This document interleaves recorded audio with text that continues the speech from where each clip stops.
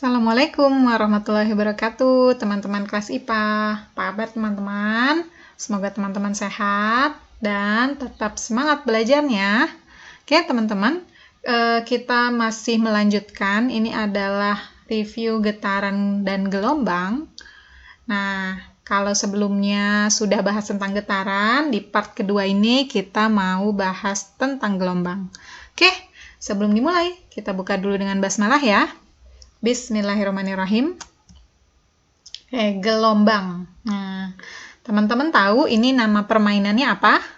Nah, di gambar ini. Nah, ini adalah permainan karet ya. Tuh, atau lompat tali di beberapa wilayah. Nah, permainan lompat tali ini adalah salah satu contoh gelombang nih. Tuh ya. Nah, kita bahas dulu. Apa sih itu gelombang? Ya.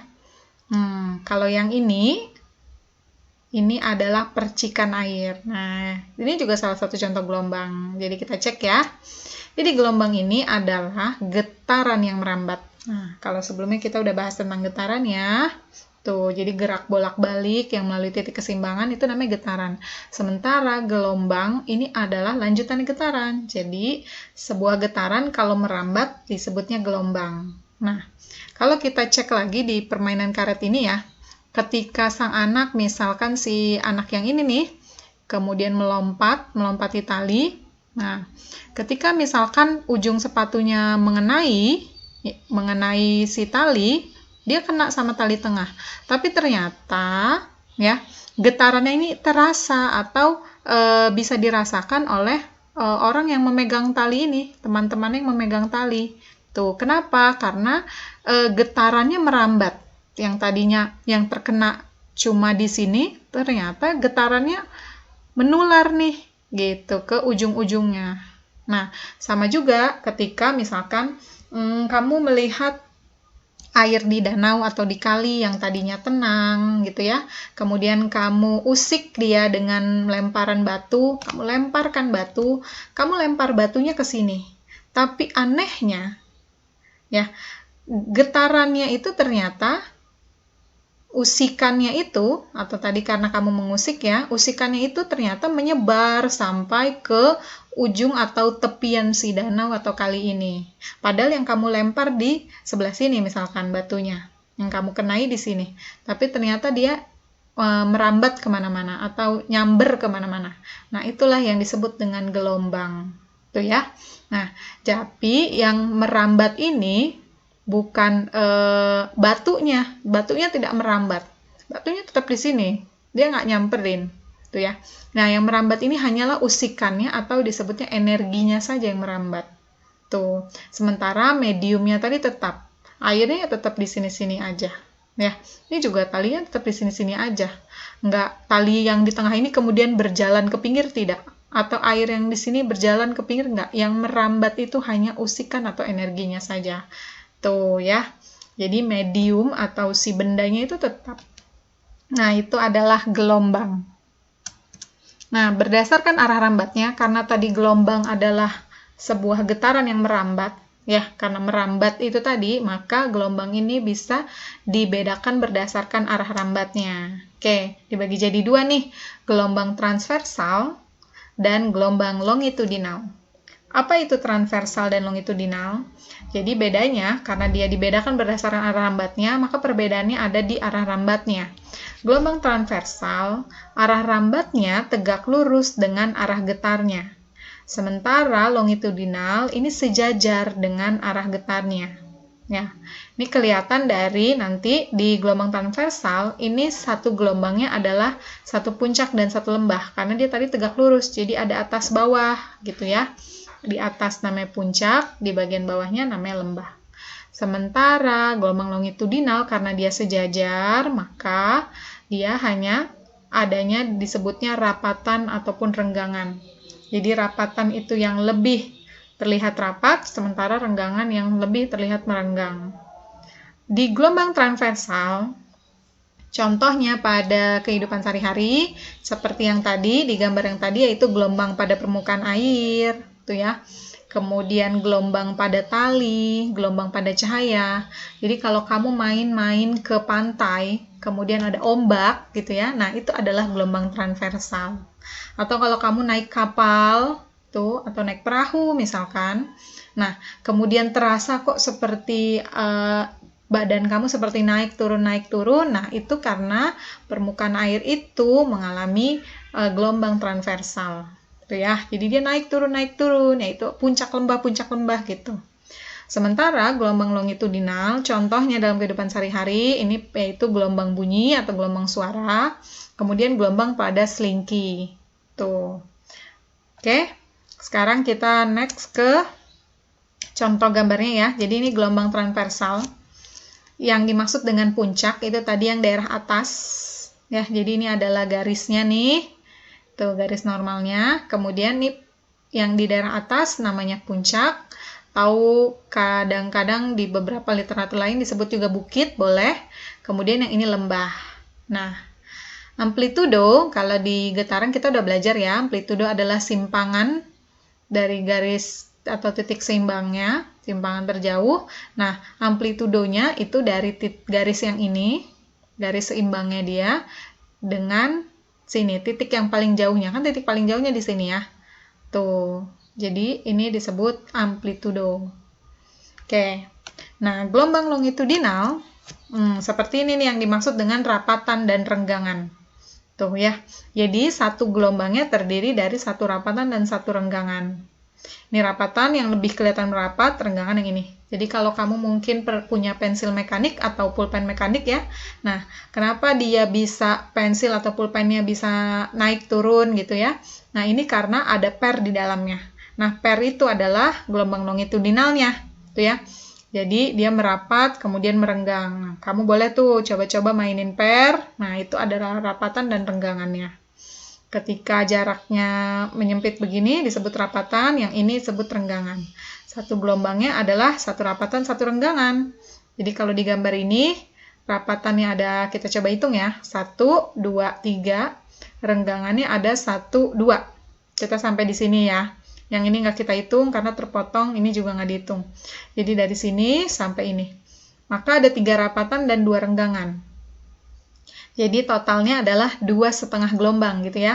Kan kita hitung ini masuk 1 rapatan, 1 renggangan, 1 gelombang. Kemudian di sini ada sepasang lagi, berarti dia 1 tambah 1, 2. Yang ini cuma setengah, nggak ada temennya renggangan. Jadi 2,5 gelombang. Kalau transversal kita coba hitung ya. 1 gelombangnya tadi 1 puncak dan 1 lembah.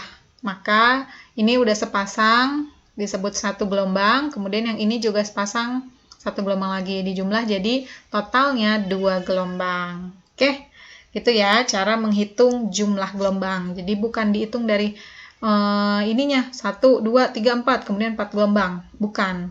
Dia harus sepasang. 1 gelombang itu sepasang puncak dengan lembah atau sepasang rapatan dengan renggangan. Oke?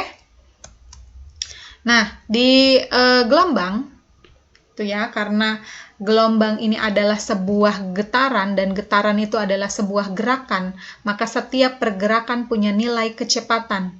Nah, pada gelombang disebutnya cepat rambat.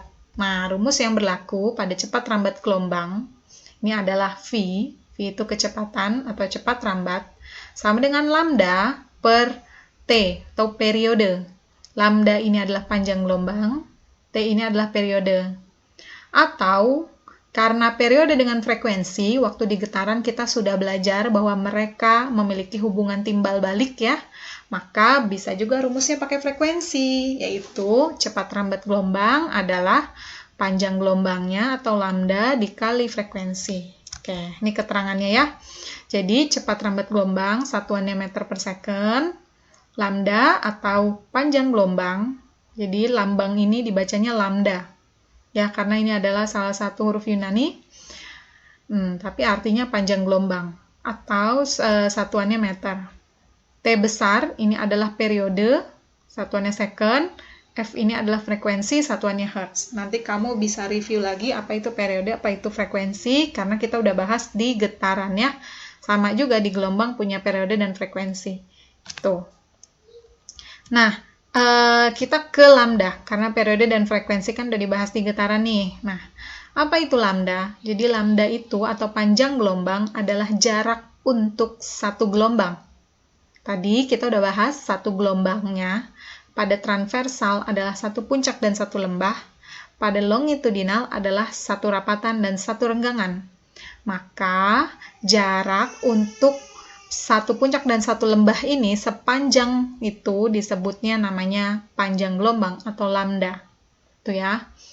Kalau di dalam gambar atau di dalam soal diketahui ternyata seperti yang tadi, ternyata dia lebih dari satu gelombang, maka kita bisa hitung nih lambdanya, yaitu adalah jarak dibagi jumlah gelombang. Ya. Lambda ini tadi jarak untuk satu gelombang, S ini adalah jarak meter, N-nya adalah jumlah gelombang. Oke. Oke, sekarang kita ke contoh soal ya. Oke, ini ada soal gambar gelombang transversal. Jika waktu yang tempuh, jadi waktu tempuhnya ya dari titik A ke titik D.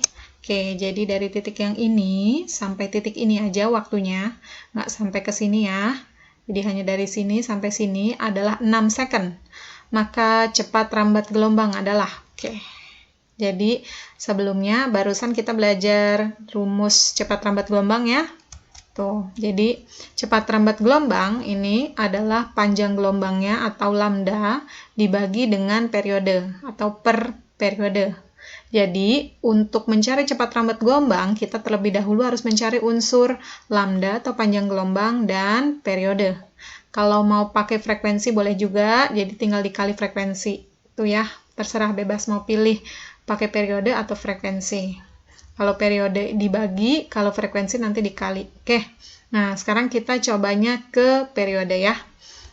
Periode di getaran ini sama rumusnya dengan di getaran juga, jadi gelombang dan getaran sama. Periode waktu dibagi jumlahnya ya. Waktunya tadi dari A ke D adalah 6. Nah, jumlah gelombangnya berarti dari A ke D, jangan dihitung dari A ke sampai F ya. Karena gambarnya A sampai F, nanti kamu terburu-buru langsung hitungnya dari sini sampai sini. Enggak, kita lihat di waktu ini A sampai D. Nah, berapakah jumlah gelombangnya? Kita hitung ya. Ada 2 puncak dan 1 lembah.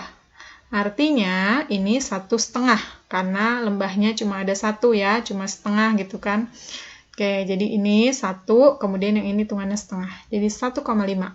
Maka 6 dibagi 1,5 adalah 4 second. Oke, ini periodenya. Kemudian kita cari lambdanya. Lambda panjang gelombang sebelumnya juga dibahas di rumus ya. Rumusnya adalah jaraknya dibagi dengan jumlah gelombangnya. Jumlah gelombangnya jangan pakai yang ini lagi, ini beda nih. Kenapa? Tergantung dari jaraknya. Jadi kita pakai jumlah gelombang itu beda-beda ya. Jumlah gelombang ini untuk waktu yang mana? Kalau ini jumlah gelombangnya untuk jaraknya. Kalau digambar, sini lihat. Ini ada jarak nih, ya. Satuannya meter, pasti ini jarak 10 meter. Jadi S-nya 10 meter. Nah, S ini dari titik A ke titik F. Oke, jadi nggak lagi pakai yang 1,5. Kita hitungnya dari sini ke sini. Berapa ya? Ada 3 puncak, 2 lembah. Yang ini sepasang, 1 gelombang. Sepasang, jadi 2 gelombang. Yang ini nggak sepasang, cuma sendiri, nggak ada lembahnya. Berarti 2,5, karena ini cuma setengah ya. Ini 1, kemudian 1 lagi, tambah 1 tambah 1, 2, tambah setengah, jadi 2,5. Maka 10 bagi 2,5, 4 meter. Oke. Sekarang kita tinggal cek deh ya, tinggal masukin ke rumus cepat rambat gelombang, lambda per T, periode, 4 bagi 4, 1 meter per second. Oke, bisa ya. Oke, teman-teman. Jadi itu adalah contoh soal dari menghitung cepat rambat gelombang yang disajikan dalam bentuk gambar. Sekarang kita cek gimana kalau soalnya dalam bentuk soal cerita. Oke, ini soal cerita nih, nggak ada gambarnya. Ya, gelombang merambat pada tali. Dalam waktu 0,5 detik terjadi 3 bukit dan 3 lembah. Jika jarak antara 2 puncak gelombang 40 cm, cepat rambatnya adalah... Oke. Jadi, tadi seperti tadi ya, untuk menghitung cepat rambat, kan tadi V. Kita perlu unsur lambda, panjang gelombang, dan periode atau frekuensi, terserah bebas. Oke. Nah, kita cek dari yang ini. Gelombang merambat pada tali. Dalam waktu 0,5 detik terjadi 3 bukit dan 3 lembah. Artinya, 3 bukit dan 3 lembah berarti ada 3 gelombang. Karena satu gelombangnya adalah 1 bukit dan 1 lembah kan, sepasang. Ini pas ada 3 bukit atau 3 puncak, 3 lembah, berarti ini adalah 3 gelombang. 3 gelombang selama 0,5 detik. Berarti kita bisa hitung periodenya nih. Ada detik, ada jumlah gelombangnya kan? Tinggal cari deh. Waktu dibagi jumlah gelombang. 0,5 bagi 3. Oh, berapa nih koma-komaan? Nggak apa-apa, nggak usah dihitung dulu. Nanti kita mau masukin ke rumus berikutnya. Jadi, biarkan saja seperti ini ya. Oke, kamu mau ngitung nanti ribet. 0,5 bagi 3, bingung nanti. Oke, jadi begini aja dulu nggak apa-apa. Kemudian, jika jarak antara dua puncak gelombang 40. Nih, jarak antara dua puncak gelombang 40, artinya jarak ini untuk satu gelombang 40. Ya, 40 ini berarti artinya ini sudah langsung menunjukkan lambdanya atau panjang gelombangnya. Oke, kalau masih bingung sama kalimat ini, kita boleh kita buat dalam bentuk gambar. Kan ini soal cerita nih. Kamu masih bingung juga menerjemahkannya, nah kita gambar ya. Kita coba gambar. Oke, tadi gelombang merambat pada tali, ada 3 bukit, 3 lembah, kita gambar. 3 bukit, 1, 2, 3, yang atas ini ya. 3 lembah, 1, 2, 3. Untuk memudahkan kita kasih garis memisahkan antara bukit dan lembah ya. Oke, jadi garis yang di atas bukit, garis yang sebelah bawah lembah. Oke, jadi yang dihitung yang ini. Ini 1, 2, 3. Artinya 3 gelombang, betul kan? Tuh, jadi ini 3 gelombang dalam waktu 0,5 detik. Nah, jadi periodenya kita hitung 0,5 dibagi 3. Oke, sampai sini bisa ya. Tuh. Terus yang ini, jika jarak antara dua puncak. Oke. Pilihnya dua puncak aja. Mau pilih antara puncak ini dengan ini, boleh. Yang intinya antara dua puncak. Tuh ya, jadi puncak satu dengan puncak kedua. Atau mau dari sini ke sini, yang penting intinya dua puncak. Saya pilih yang ini ya. Jarak antara dua puncak berarti jarak antara titik ini dengan titik ini. Oke, benar-benar di puncak ya, dari sini. Oke, adalah 40 cm. Kalau kita buat garisnya, supaya lebih jelas jaraknya, nah kita garisin begini. Jadi jarak dari sini ke sini nih, dari sini aja, sampai sini, nggak dari titik yang ini ya. Ini nanti beda. Kalau dari titik ini namanya, ini titik keseimbangan, bukan puncak. Sementara soalnya bilang jarak antara dua puncak, berarti dari sini ke sini. Nah, dari sini ke sini kita hitung berapa gelombang sih, gitu ya. Karena tadi kita cek bahwa lambda itu jumlah gelombangnya beda lagi sama jumlah gelombang untuk periode. Untuk periode ada 3 jumlah gelombangnya. Yang ini kita cek. Ini setengah bukit. Kemudian lembahnya ada 1 dan di sini setengah bukit lagi. Setengah tambah setengah jadi 1 kan. Tuh, jadi intinya ada 1 puncak atau 1 bukit dan 1 lembah. 1 puncak dan 1 lembah namanya 1 gelombang. Oke, jadi kalau 1 gelombang maka lambdanya langsung aja kita bikin 40 per 1. Kan gelombangnya 1, makanya di sini disebutkan, di sini langsung disebutkan panjang gelombangnya adalah 40. Baru deh kita masukin ke rumus ya. Lambdanya 40 cm. Kita rubah ke meter, kenapa? Karena di sini semua satuannya minta dalam meter. Ya, jadi kita bagi 100 cm ke meter, naik 2 kali, jadi dibagi 100, jadi 0,4 meter. Maka cepat rambat gelombangnya adalah lambda per periode. Kan itu ya rumusnya tadi. Lambdanya 0,4 yang ini, periodenya yang ini, 0,5 per 3. Nah, gimana nih ngitungnya? Tenang aja, ini bisa dihitung ya. Kita jabarin dulu yang ini. Jadi 0,4 per itu kan sama aja dibagi. Kita tulis dibagi. dibagi 0,5 per 3. Nah, ini kalau di matematika dibagi dengan pecahan biasa, ini berubah tandanya jadi kali, kemudian posisi pembilang dan penyebut kita balik. Tuh ya. Maka 0,4 dikali 3 per 0,5. Nah, 0,4 dikali 3 adalah 1,2 dibagi 0,5 kan? Sama-sama ada koma, boleh langsung kita coret. Maksudnya kenapa bisa dicoret? Karena kita boleh kalikan dengan 10. Yang penting atas kali 10, bawahnya juga kali 10. Sama. Tuh ya. Atau langsung kita hilangkan komanya. Karena di belakang koma cuma ada satu angka, boleh langsung kita hilangkan. Jadi 12 per 5. Gitu boleh. Maka 12 dibagi 5 adalah 2,4 meter per second. Oke. Gimana? Mudah-mudahan tidak terlalu rumit ya. Yang penting kita paham bahwa cepat rambat gelombang tadi membutuhkan panjang gelombang dan periode atau frekuensi. Kalau tidak mau periode boleh. Itu ya. Lambda per T atau lambda dikali frekuensi. Nah, ini nggak bisa kita langsung masukin angka 40 bagi 0,5. Nggak bisa. Tuh ya. Walaupun nanti ada juga jawabannya, tapi jawabannya salah. Karena 0,5 detik di sini hanyalah waktu, belum menjadi periode. Jadi, kita harus cari dulu satu-satu. Oke, teman-teman? Mudah-mudahan bisa dipahami. Semoga bermanfaat. Mohon maaf apabila ada kesalahan. Jangan mudah terbawa arus, karena mereka yang terbawa arus seringnya tidak pernah tahu bagaimana menggunakan prinsipnya sendiri. Kelas IPA, Alhamdulillahirrabbilalamin. Assalamualaikum warahmatullahi wabarakatuh.